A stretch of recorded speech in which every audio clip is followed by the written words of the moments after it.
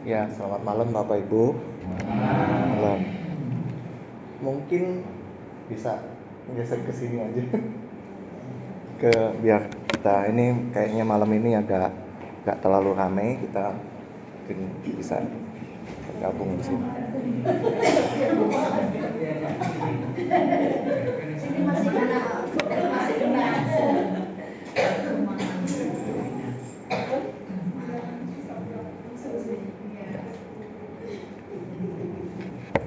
Kita akan memulai doa malam kita hari ini. Siapkan hati kita. Ya. Enggak, bukan boleh. Biar lebih ke tengah. Kita malam ini enggak gitu banyak, bukan? Oke. Ya, kita siapkan hati kita. Kita masuk dalam doa. Kita mengangkat sebuah lagu pujian untuk mempersiapkan hati kita ya. Segala pujian dan syukur.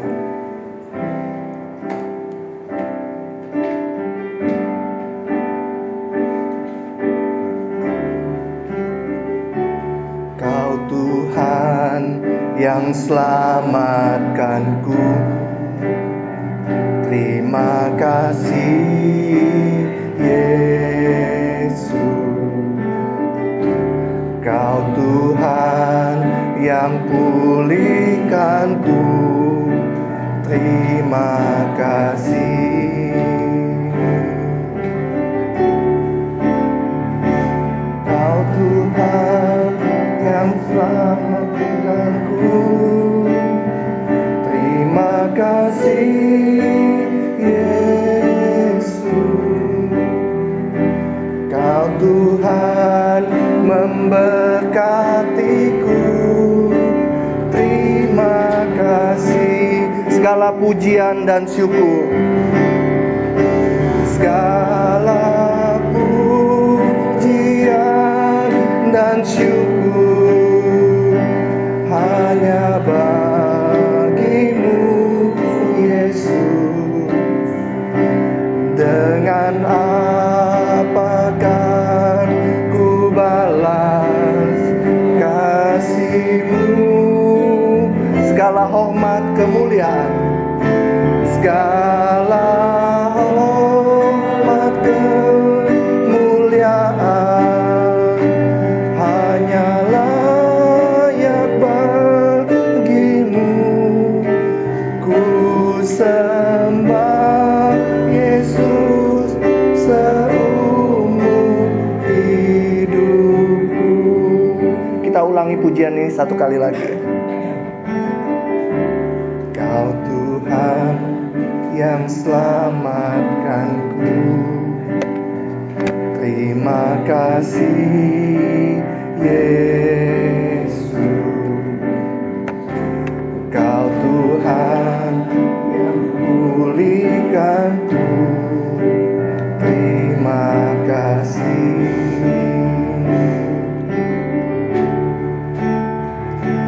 Kau Tuhan yang sembuhkanku, terima kasih Yesus. Kau Tuhan memberkatiku, terima kasih. Segala pujian dan syukur,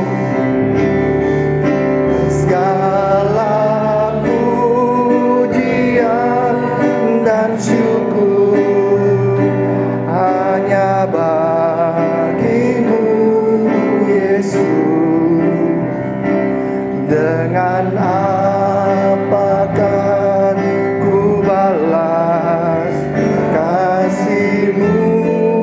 Segala hormat kemuliaan, segala hormat kemuliaan hanya layak bagimu. Ku sembah Yesus seumur hidup. Segala pujian dan syukur, segala pujian dan syukur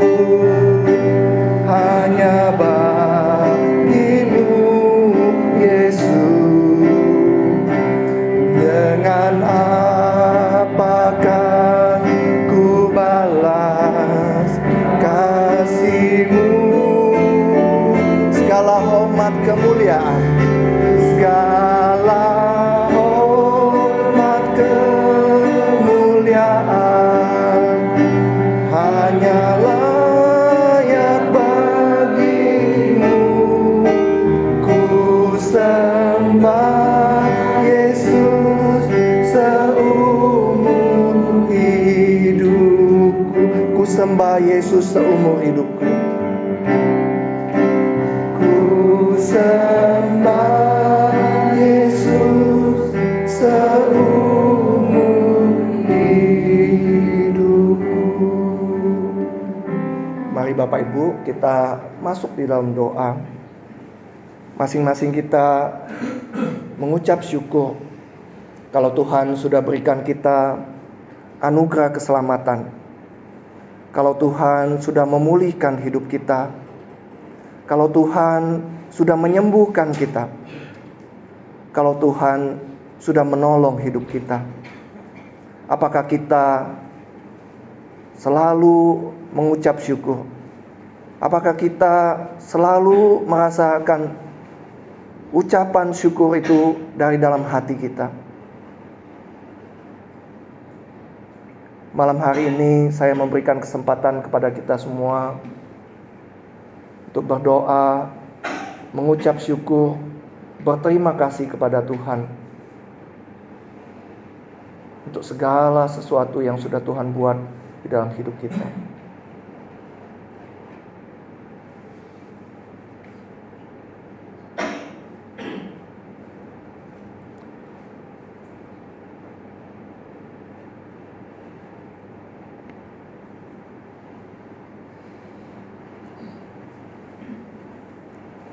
Terima kasih ya Tuhan untuk anugerah keselamatan-Mu.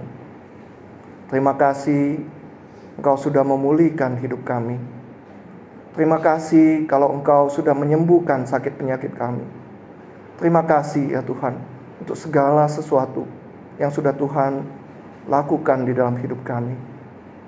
Ampuni kami ya Tuhan kalau seringkali kami lupa akan anugerah-Mu, lupa akan kebaikan-Mu, lupa akan pertolongan yang sudah Engkau berikan kepada kami. Ampunilah kami ya Tuhan. Ajar kami ya Tuhan selalu melihat segala sesuatu dari perspektif Engkau, dari kacamata Engkau ya Tuhan, bahwa Engkau mengasihi kami. Tuhan dengar doa kami. Malam hari ini kami sudah datang ke rumah Tuhan. Kami mau mempersiapkan diri kami untuk menyambut perjamuan kudus hari Minggu. Kami berdoa, mempersiapkan diri kami untuk hal itu ya Tuhan. Terima kasih Tuhan. Di dalam nama Tuhan Yesus kami berdoa. Amin. Kita akan mendengarkan kebenaran firman Tuhan. Tapi sebelumnya kita mengangkat sebuah lagu pujian kembali. Dalam Yesus.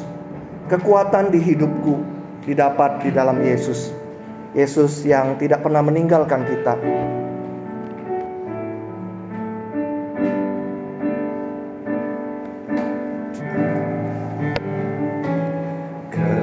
Kekuatan di hidupku ku dapat dalam Yesus. Dia tak pernah tinggalkanku, setia menolongku, berseru berharap dalam Yesus. Kita ulangi pujian ini satu kali lagi. Kekuatan di hidupku. Kekuatan di hidupku ku dapat dalam Yesus. Dia tak pernah tinggalkan kita. Dia tak pernah tinggalkanku, setia menolongku, berseru berharap dalam Yesus. Ajaib Kau Tuhan, penuh kuasa, sanggup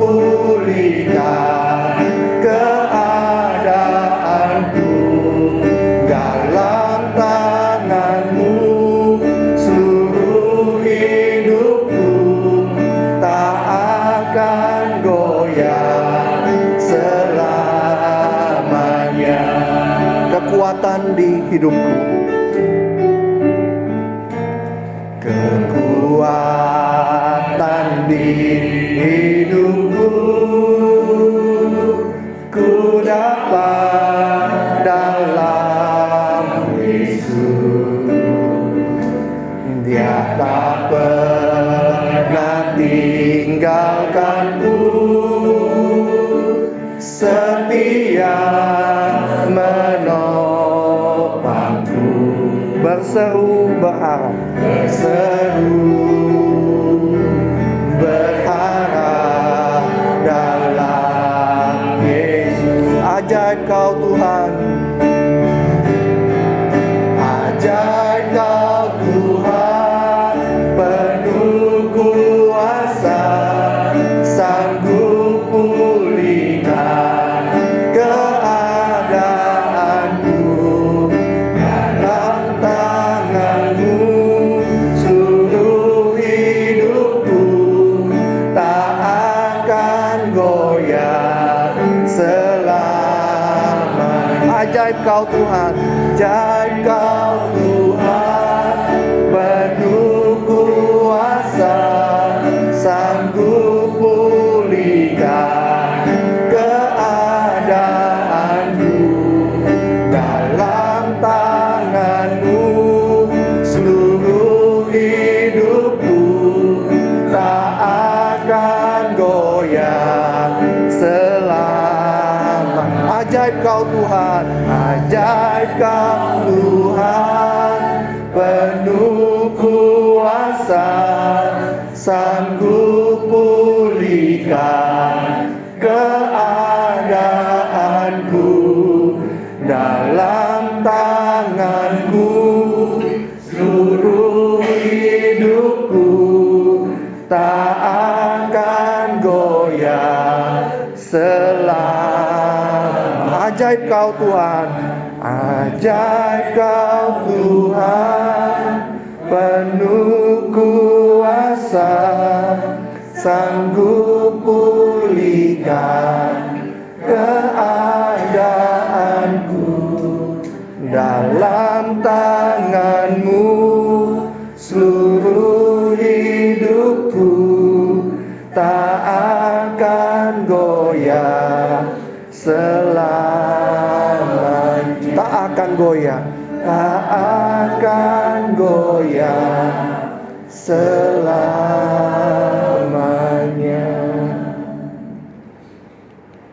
Kita akan masuk di dalam pembacaan firman Tuhan ya.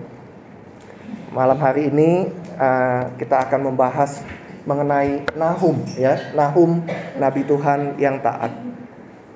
Bapak Ibu, setiap kita pasti pernah mengalami yang namanya kesulitan di dalam hidup kita, bukan? Ya. Setiap kita dalam satu tahapan mungkin mengalami kesulitan yang begitu besar di dalam hidup kita masing-masing. Nah, kesulitan seharusnya bukanlah sesuatu yang asing bagi kita semua gitu ya. Nah, tapi pernahkah Bapak Ibu sampai kepada satu titik di mana Anda bertanya-tanya di dalam hati dan kepada Tuhan, mengapa Tuhan harus ada kesulitan di dalam hidupku gitu ya? Pernahkah kita bertanya-tanya, mengapa kita harus mengalami kesulitan itu ya? Kesulitan ekonomi, kesulitan keluarga, kesulitan pernikahan, mungkin kesulitan karena sakit penyakit gitu. Mengapa kesulitan itu sepertinya datang bertubi-tubi dan rasanya kita ingin sekali cepat selesai atau lepas dari masalah itu ya. Nah, pernahkah Bapak Ibu merasa atau meminta kepada Tuhan supaya permasalahan itu cepat selesai? Tapi ketika kita minta permasalahan itu cepat selesai, sepertinya masalah itu tidak kunjung selesai juga. Nah, hari ini kita akan belajar dari firman Tuhan ya, khususnya dari kitab Nahum ya. Kita akan belajar dari kitab Nahum. Nah, firman Tuhan saya ambil dari Nahum 1 ayat 1 ya. Nahum 1 ayat 1. Kita akan baca bersama-sama Bapak Ibu ya. Nahum 1 ayat 1.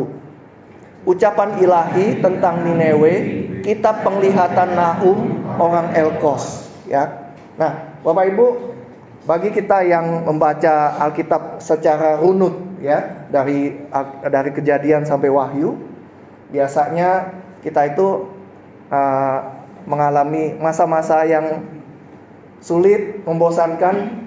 Ada bagian-bagian tertentu dalam Alkitab yang kita rasanya kok bosen gitu ya. Ada kadang-kadang kita merasa, bagian ini apa sih, mau ngomong apa gitu ya. Nah, jadi ketika kita membaca Alkitab secara runut, kita pasti menemui bagian-bagian tertentu yang mungkin kita sulit mengerti ya.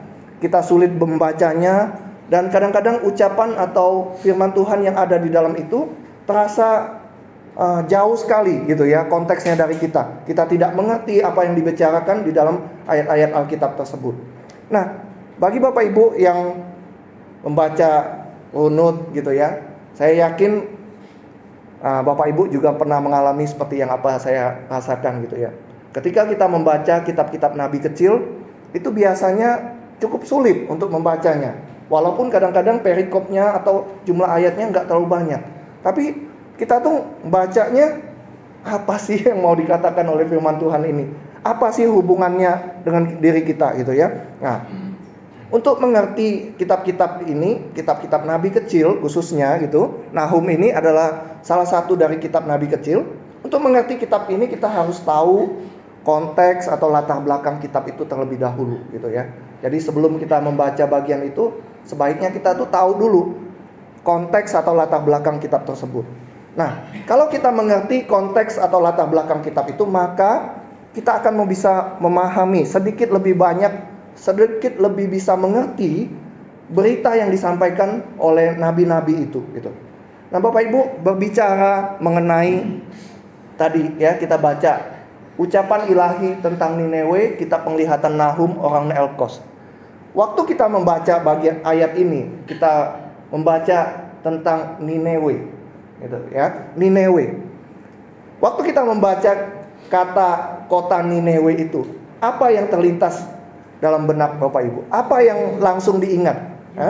Yunus ya, betul bukan ya? Ketika kita membaca Nineve itu, otomatis kita tuh langsung mengingat Nabi Yunus bukan gitu ya. Nah, Bapak Ibu, akan tetapi ada perbedaan hasil yang didapat ketika kita membaca kitab Yunus sama kitab Nahum ya. Nah, di kitab Nahum kalau kita baca itu ada nubuat tentang kehancuran kota Nineve ya. Kalau Bapak Ibu baca cuma 3 pasal di kitab Nahum itu semuanya isi tentang nubuat kehancuran kota Nineve gitu. Semuanya gitu tentang itu. Nah, disertai juga penjelasan bahwa nubuat itu pasti akan terjadi dengan kota Nineve gitu. Nah, di kitab Nineve dikonfirmasi juga dari sejarah ya. Nineve itu kemudian ditaklukkan dan dihancurkan oleh Babel ya. Jadi menurut sejarah, kota Nineve itu memang nanti ditaklukkan dan dihancurkan oleh Babel sesuai dengan apa yang ditulis oleh kitab Nahum. Nah, Bapak Ibu, waktu saya membaca bagian ini, saya sempat bingung gitu ya. Nah, bukannya di kitab Yunus diceritakan bahwa Nineve itu bertobat ya. Kita tahu kan ya, di dalam kitab Yunus diutus ke sana, ogah-ogahan pergi, tapi dia tetap akhirnya pergi juga. Kemudian ketika dia sampai di kota itu, dia berkata, bertobatlah, kalau tidak bertobat 3 hari lagi kota ini beberapa waktu kemudian kota ini akan ditunggang balikan oleh Tuhan gitu. Nah, ketika berita itu datang kepada mereka, kota Nineve itu diceritakan bertobat dari raja sampai ke hewan ternaknya katanya gitu ya. Nah, tapi di kitab Nahum ini diceritakan bahwa kota Nineve ini akan dihancurkan, akan ditaklukkan oleh Babel. Bapak Ibu, setelah saya melihat lagi apa yang dikatakan oleh kitab Nahum ini, ternyata Bapak Ibu itu ada perbedaan kurang lebih 100 tahun ya. Ada perbedaan jangka waktu 100 tahun antara Yunus dan Nahum ya. Jadi Yunus duluan melayani kota Nineve, kota itu bertobat. Kemudian 100 tahun kemudian Nahum baru melayani kota Nineve itu ya, baru dia ngomong tentang kota Niniwe itu. Nah, ternyata ada perbedaan waktu antara masa pelayanan Nabi Yunus dan Nabi Nahum. Kurang lebih 100 tahun. Yunus melayani lebih dahulu, namun Nahum melayani pada masa 100 tahun setelahnya. Waktu saya melihat itu, saya penasaran gitu ya. Kenapa perbedaan waktu itu bisa membuat perbedaan hasil yang begitu jauh, ya? Kenapa ada waktu 100 tahun itu dan hasilnya berbeda jauh sekali, bertolak belakang sekali. Nah, Bapak Ibu, ternyata pada waktu Yunus menyuarakan peringatan Tuhan yang pertama kali, kondisi Niniwe saat itu sedang tidak baik-baik saja. Ya, jadi waktu Yunus diutus Tuhan untuk ngomong ke Niniwe itu, kondisi Niniwe itu, kerajaan Asyur itu sedang tidak baik-baik saja. Ada banyak kesulitan yang mereka hadapi. Ketika peringatan itu datang melalui Nabi Yunus, mereka langsung gemetar, ketakutan, dan bertobat langsung. Namun berbeda Bapak Ibu dengan Nahum, ya. Kondisi Niniwe setelah bertobat itu menjadi lebih baik. Ya, setelah datang peringatan dari Yunus itu, keadaan kondisi Niniwe itu bertobat menjadi lebih baik. Mereka maju secara ekonomi, secara sosial dan budaya. Mereka mempunyai militer yang kuat. Dan peringatan Tuhan itu ketika datang lagi tidak mereka hiraukan. Dan akhirnya nubuat Tuhan itu datang, kalau mereka semua pasti akan binasa. Bapak Ibu, ada perbedaan yang sangat kontras ya, antara peringatan pertama datang dan peringatan yang kedua. Peringatan pertama datang ketika kondisi mereka itu sedang tidak baik-baik saja. Tetapi kondisi peringatan yang kedua, pada waktu Nahum menyampaikan peringatan itu, mereka sedang dalam kemakmuran, kondisi yang baik, kondisi kekuatan militer mereka sangat kuat sekali. Bapak Ibu, perbedaan kondisi ini menghasilkan perbedaan juga dalam hasil atau respon mereka terhadap peringatan Tuhan. Ya. Perbedaan itu terjadi karena perbedaan kondisi kota Niniwe dan bangsa Asyur saat itu. Nah, ketika kondisi sulit membuat orang-orang di Niniwe itu peka terhadap suara Tuhan, ya. Ketika kondisi sulit membuat mereka peka terhadap peringatan Tuhan. Tetapi ketika kondisi sedang baik-baik saja, mereka lupa dan tidak menghiraukan akan peringatan Tuhan. Nah, Bapak Ibu, disinilah firman Tuhan berbicara kepada kita, ya, gitu. Ketika saya mempersiapkan ini, saya ingat sebuah cerita yang lain juga, gitu ya. Nah, mungkin Bapak Ibu juga pernah mendengar kisah tentang angin barat dan angin timur, ya. Nah, satu kali diceritakan angin barat dan angin timur itu bertemu dan mereka saling menyombongkan diri. Oh, aku yang paling hebat, aku yang paling hebat, gitu ya. Mereka berdua saling berargumentasi bahwa oh, aku yang paling hebat, aku lebih hebat daripada kamu, gitu. Nah, setelah mereka bertemu gitu, mereka lalu sepakat untuk membuat sebuah pertandingan, gitu ya. Membuat sebuah pertandingan untuk membuktikan siapa yang lebih kuat di antara mereka berdua. Nah, ketika mereka melihat itu, mereka melihat ada seekor monyet yang sedang naik ke pohon kelapa, mengambil kelapa, gitu ya. Nah, jadi mereka berdua ngomong gitu. Kita ada yang lomba ya. Siapa yang bisa jatuhin monyet tersebut, dia yang lebih hebat, gitu ya. Nah, oke. Jadi setelah mereka sepakat itu, lalu giliran pertama angin barat yang melakukannya gitu.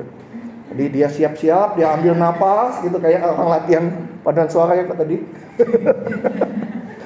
Tahan berapa lama? Ya, ambil napas kuat-kuat sebanyak mungkin, lalu dengan sekuat tenaga dia tiup itu monyet tuh. Gitu ya, sampai pokoknya sampai pohonnya itu sampai lah ke kanan ke kiri, ke kanan ke kiri gitu. Pohonnya tapi tetap enggak tumbang gitu kan. Nah, tapi monyet tersebut semakin ditiup kencang, dia semakin kencang kuat pegang itu ya. Semakin ditiup kencang, dia semakin kuat berpegang pada pohon itu.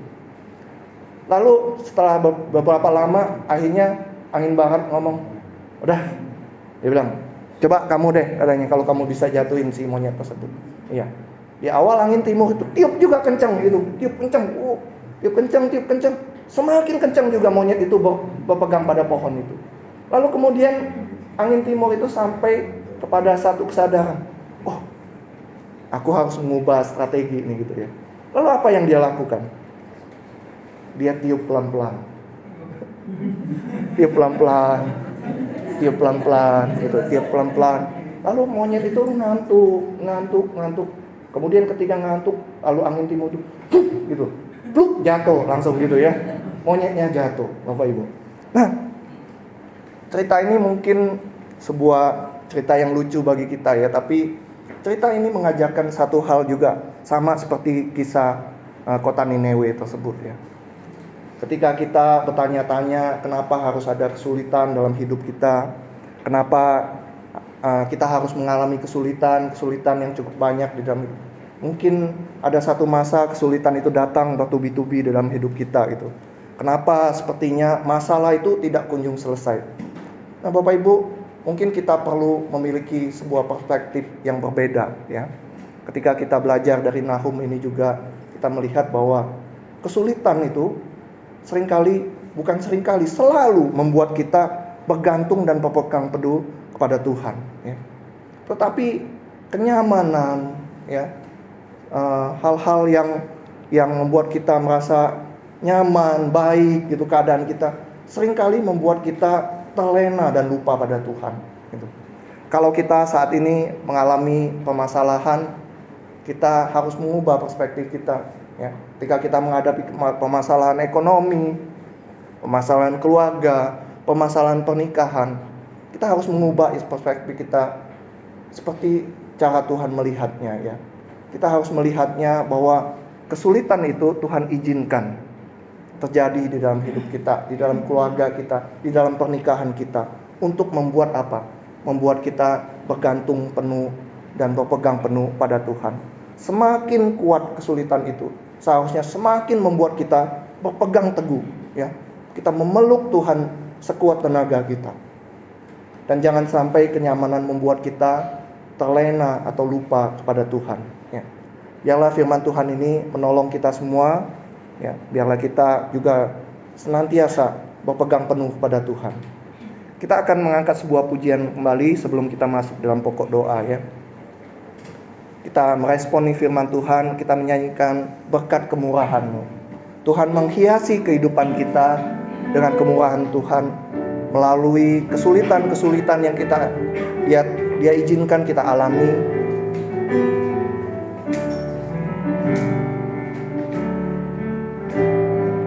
Kau hiasi kehidupanku dengan kemurahan-Mu.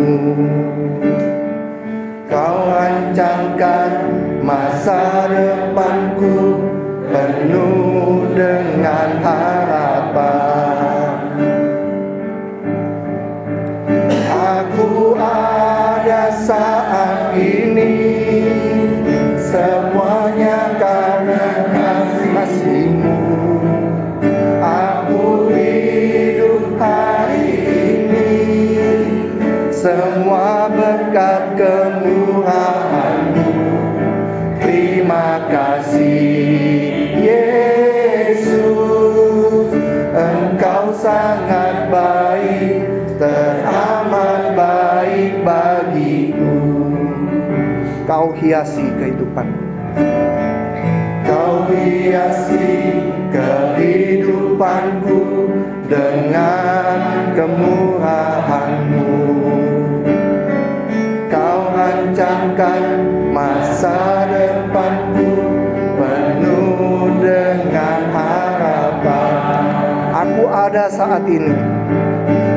Aku ada saat ini, semuanya karena kasih-Mu. Aku hidup hari ini, semua berkat kemurahan-Mu.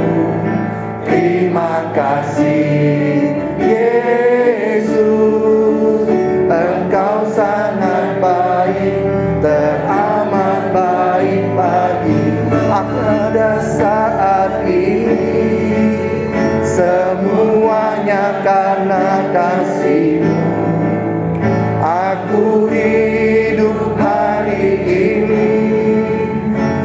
semua berkat kemurahan-Mu.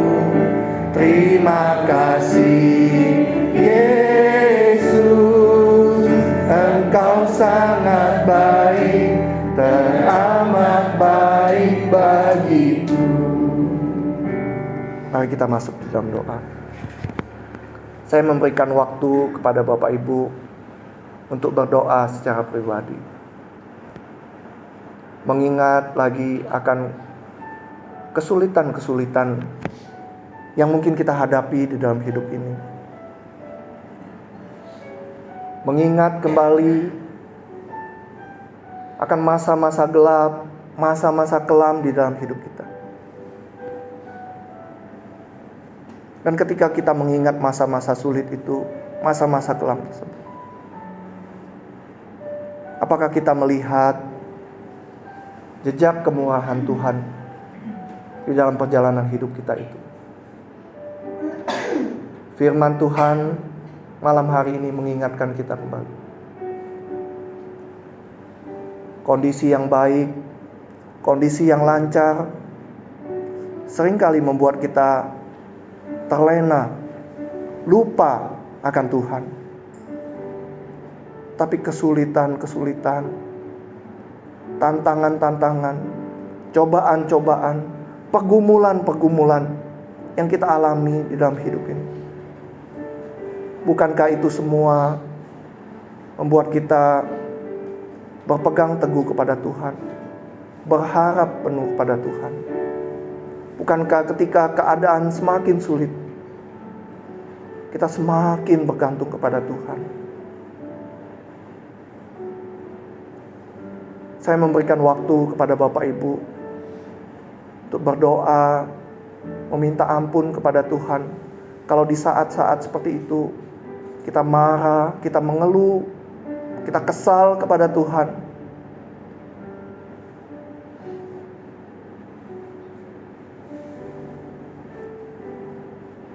dan biarlah kita boleh mengucap syukur, karena di masa-masa sulit seperti itu pun Tuhan ada bersama dengan kita. Tuhan mendampingi kita, Tuhan menyertai kita, Tuhan memberikan kekuatan kepada kita. Silakan Bapak Ibu berdoa masing-masing.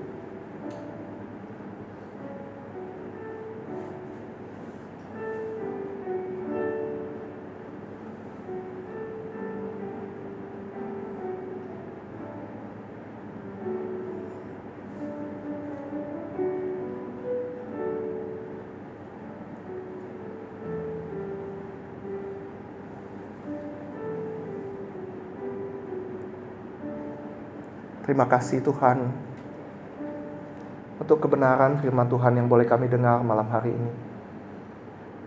Ampuni kami Tuhan, seringkali di waktu kehidupan kami lancar, kehidupan kami baik-baik, kami seringkali melupakan Engkau. Ampuni kami ya Tuhan. Ajar kami ya Tuhan, ketika keadaan sulit, ketika segala sesuatu tidak berjalan sesuai dengan apa yang kami inginkan. Ajari kami untuk bergantung penuh padamu, berharap penuh kepadamu. Semakin besar permasalahan yang kami hadapi, semakin kami bergantung padamu, semakin kami berharap kepadamu.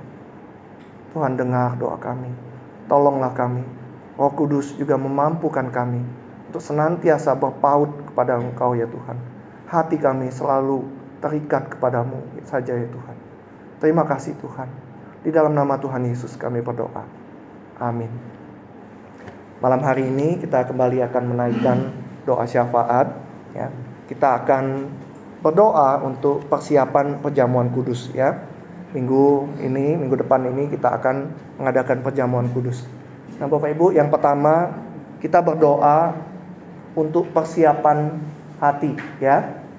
Kita berdoa biarlah jemaat diingatkan untuk mempersiapkan diri mengikuti perjamuan kudus, mengakui dosa di hadapan Tuhan dan memohon pengampunannya. Ya, kita berdoa supaya sebelum jemaat datang ke gereja hari Minggu, ya, jemaat diingatkan untuk mempersiapkan diri, mengikuti perjamuan kudus ini, ya. Kita diingatkan, jemaat diingatkan untuk mengakui dosa di hadapan Tuhan dan memohon pengampunannya. Kita buka suara bersama-sama. Bapa di surga, terima kasih Tuhan kalau malam hari ini kami kembali boleh menaikkan pokok-pokok doa syafaat kami. Kami akan berdoa untuk beberapa pokok doa yang mempersiapkan kami untuk menyambut perjamuan kudus hari Minggu. Yang pertama kami berdoa ya Tuhan untuk jemaat, untuk persiapan jemaat menyambut perjamuan kudus ini. Kami berdoa biarlah Tuhan juga boleh mempersiapkan jemaat kami untuk menyambut perjamuan kudus ini. Mereka diingatkan kembali akan kekudusan Tuhan, dan mereka diingatkan kembali untuk mengakui segala dosa dan pelanggaran mereka di hadapan Tuhan, dan mempersiapkan hati mereka untuk menyambut perjamuan kudus ini. Terima kasih Tuhan. Yang kedua, kita berdoa untuk hati jemaat, ya. Kita berdoa biarlah jemaat memiliki hati yang bersih dan sikap rendah hati saat mendekat kepada Tuhan dalam perjamuan, ya. Mereka juga boleh datang tidak dengan hati yang berat, melainkan dengan kesungguhan, ya. Jemaat memiliki hati yang bersih dan sikap yang rendah hati saat mendekat kepada Tuhan dalam perjamuan, datang dengan tidak dengan hati yang berat, melainkan dengan kesungguhan. Kita buka suara bersama-sama, ya. Bapa di surga, kami juga menyerahkan untuk jemaat kami ya Tuhan. Kami rindu ya Tuhan, jemaat kami juga boleh memiliki hati yang rendah hati. Mereka juga boleh merendahkan diri mereka di hadapan Tuhan, mengakui segala kelemahan dirinya ya Tuhan. Kami berdoa biarlah jemaat juga boleh datang tidak dengan hati yang berat, tapi dengan hati yang penuh dengan sukacita, hati yang penuh dengan sungguh-sungguh mengucap syukur untuk anugerah keselamatan Tuhan, dan juga untuk perjamuan kudus yang kami akan terima. Terima kasih Tuhan. Yang berikut kita berdoa untuk makna perjamuan kudus, ya. Kita berdoa supaya jemaat itu memiliki pemahaman yang dalam mengenai makna dari tubuh dan darah Kristus yang dikorbankan bagi keselamatan mereka, dan mereka meresapi kasih dan anugerah Tuhan. Seringkali segala sesuatu yang kita lakukan secara rutin membuat kita itu kehilangan maknanya, bukan? Ya, ketika kita melakukan segala sesuatu yang rutin, kita tuh cenderung kehilangan maknanya.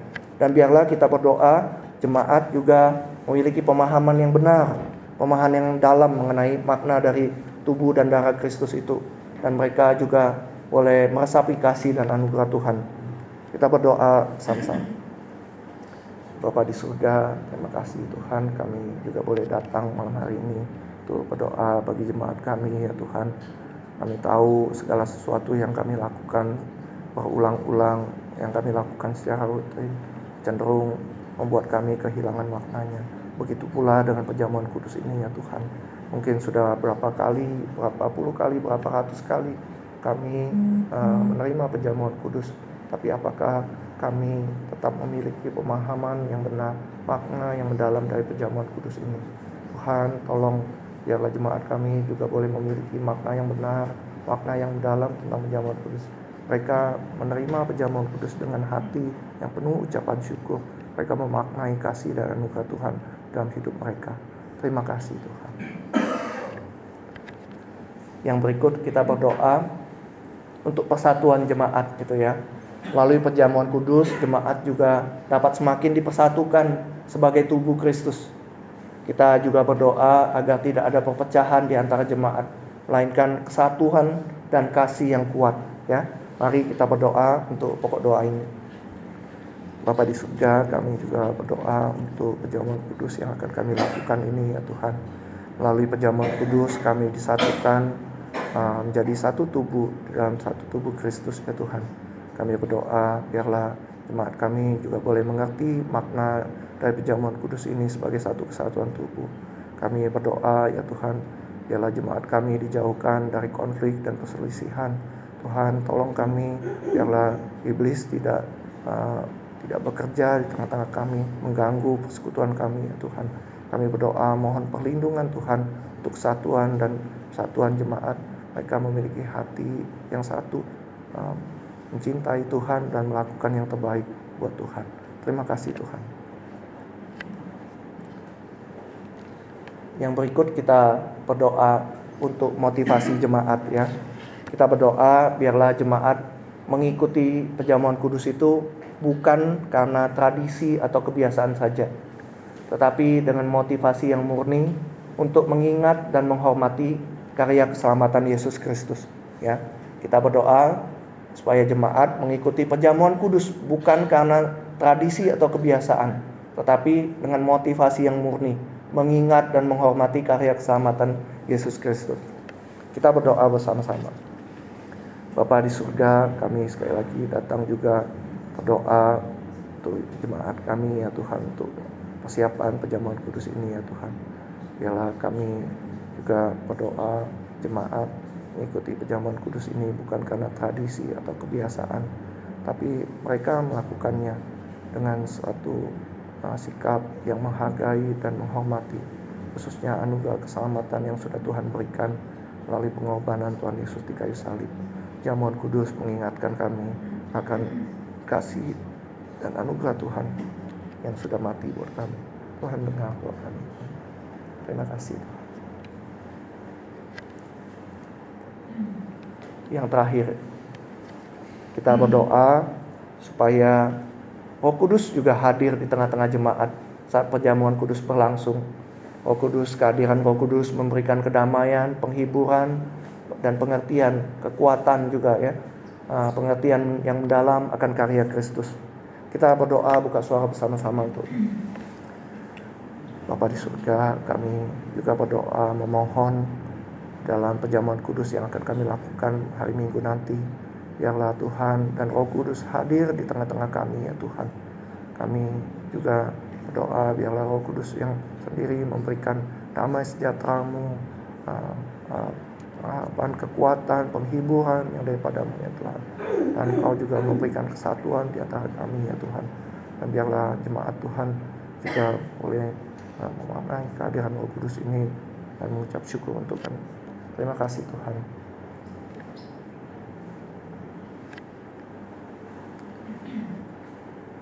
Tuhan, kami menyerahkan untuk persiapan jemaat kami mengikuti perjamuan kudus ini ke dalam tangan-Mu Tuhan. Kami sudah menaikkan doa-doa kami, dan biarlah Tuhan juga boleh mengabulkan doa-doa kami ini seturut dan waktu dan kehendak-Mu saja Tuhan. Terima kasih Tuhan. Kami berdoa hanya di dalam satu nama, Tuhan Yesus kami. Amin. Saya memberikan waktu kepada Bapak Ibu untuk memberikan kesaksian ya. Silakan Bapak Ibu yang mempunyai kesaksian.